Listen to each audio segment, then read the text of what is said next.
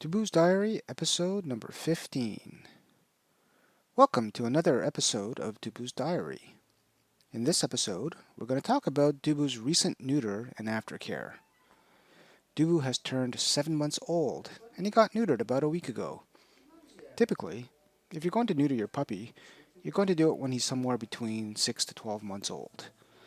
It's a fairly standard procedure, and something that's required if you want your dog to attend doggy daycare or go to a dog park. Interestingly, after doing some research on the web, I found the health benefits of getting your puppy neutered is not that clear.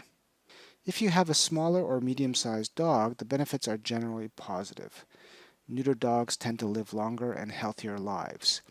However, when it comes to larger breeds or purebreds, there is some debate as to whether there's an overall benefit. Some studies have shown that neutering can affect bone growth and development and potentially cause earlier joint issues. Anyway, always consult your vet for the professional advice.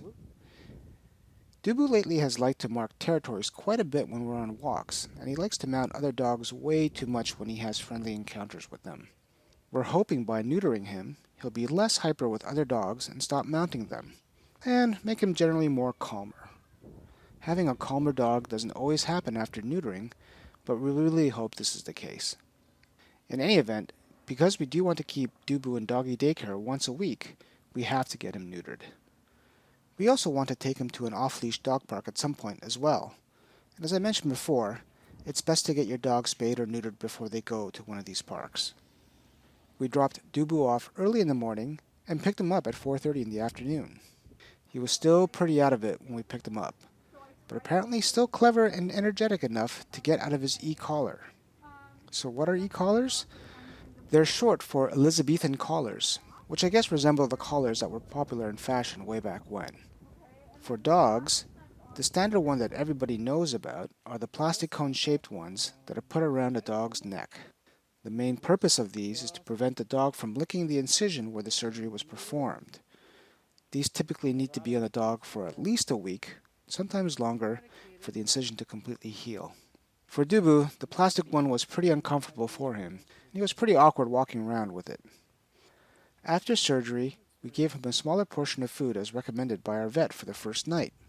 The first night was pretty rough for him, and he whined quite a bit, which is normal. We certainly felt bad for the poor guy. We decided for peace of mind to be extra safe when it came to preventing him from licking the incision area. This was done with the help of a onesie and a softie collar that we got from Jamie's family from Korea. We received 2 of them, which was handy as it can get dirty fairly quickly, and because it's machine washable, we were able to wash one while we had the extra one on. Surprisingly, Dooboo welcomed the soft collar and didn't mind us putting it on. He was a bit more resistant to the onesie, but it wasn't that difficult keeping it on. He was able to keep the e-collar on while he slept in the crate as well.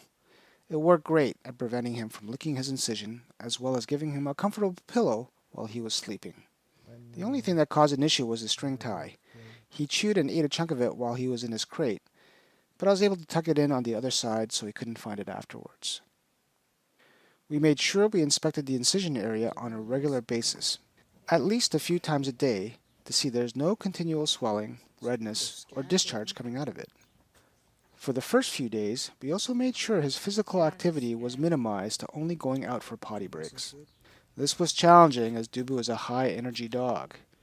We carried him up and down stairs and tried to keep him in a settled state.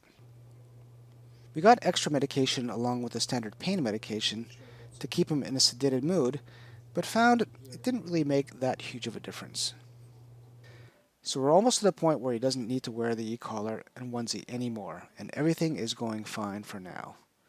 They recommend keeping the e-collar and onesie for at least 7 to 10 days. For smaller dogs, the duration can be closer to the 7-day side. We'll keep you posted on how or if his behavior changes. Thanks for watching.